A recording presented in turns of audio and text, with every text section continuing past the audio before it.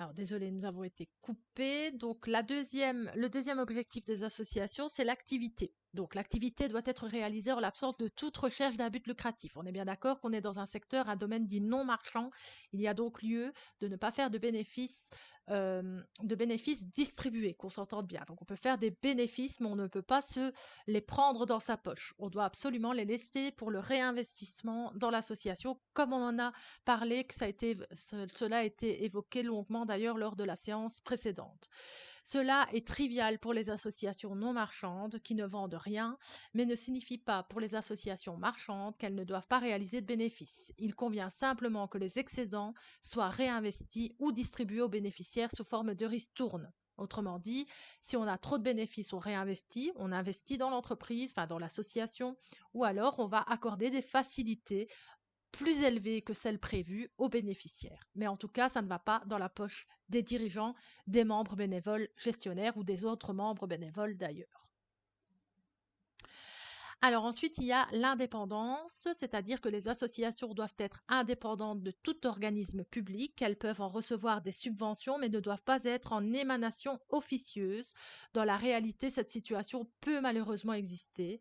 On parle de faux nez dans l'administration. Cette situation est même assez fréquente dans certains pays où le pouvoir exerce aussi un contrôle sur certaines activités ou certaines personnes. Alors par exemple, ici, si on prend la Belgique, les associations, les ASBL, peuvent recevoir des subsides en fonction de l'objet qu'elles ont défini dans leur entreprise, dans leur association. Mais en aucun cas, elles ne doivent être reconnues comme des associations publiques. Donc, il faut faire attention parce que les ASBL doivent remettre des comptes à la BCE, Banque Carrefour des entreprises. Elles doivent remettre des comptes comme une entreprise et donc là, c'est en transparence. Elles peuvent subir également des contrôles de l'État. Donc, il y a quand même un contrôle de l'État qui est là derrière et qui peut contrôler les comptes d'une ASBL en cas de doute, tout comme toute autre société commerciale. Donc ça, il faut quand même le savoir qu'elles peuvent être contrôlées, bien évidemment. Il y a ensuite la liberté d'adhésion, donc c'est-à-dire que la liberté d'adhérer à une association est en principe fondamentale dans la démocratie. De façon réversible, nul ne doit être contraint d'en faire partie. Autrement dit, les statuts de l'association ne peuvent en aucun cas interdire quelqu'un de partir de l'entreprise, quoi qu'il en soit. Il y a peut-être des règles à respecter, comme des préavis en fonction du poste, etc. Mais on ne peut pas empêcher quelqu'un de ne plus vouloir être membre de l'association. Et à contrario, on ne peut pas faire non plus de sélection pour l'entrée. Donc tous les membres désirant rentrer, à moins qu'il y ait un motif grave, pourront éventuellement prétendre être candidats pour être membres bénévoles adhérents de l'association.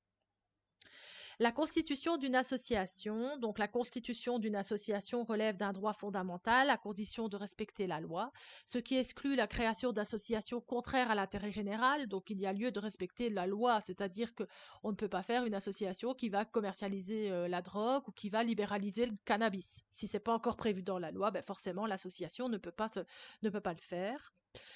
Il faut donc être évidemment dans les clous par rapport à ça. Dans de nombreux pays, la constitution d'une association fait l'objet d'une simple déclaration avec dépôt de statut. Cependant, dans certains cas, pour des raisons de contrôle évoquées plus haut, il s'agit d'une demande d'autorisation.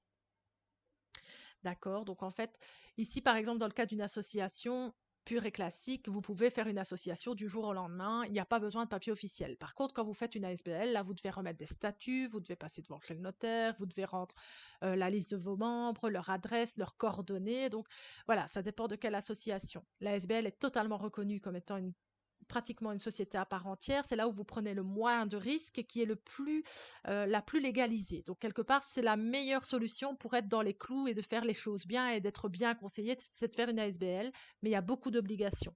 Les petites associations de quartier ou de village ne demandent pas spécialement des statuts et des papiers officiels, etc.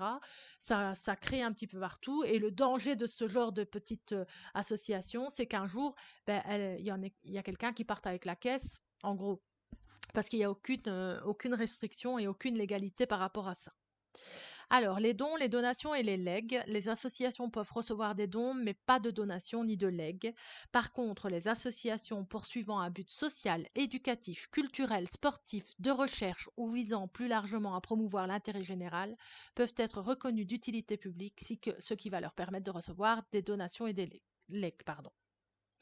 Donc, autrement dit, si vous êtes reconnu d'intérêt public, l'interdiction de recevoir des donations et des legs va tomber. Il faut être évidemment reconnu publiquement dans un des secteurs qui est nommé là. Et donc, à ce moment-là, vous pouvez recevoir des donations et des legs.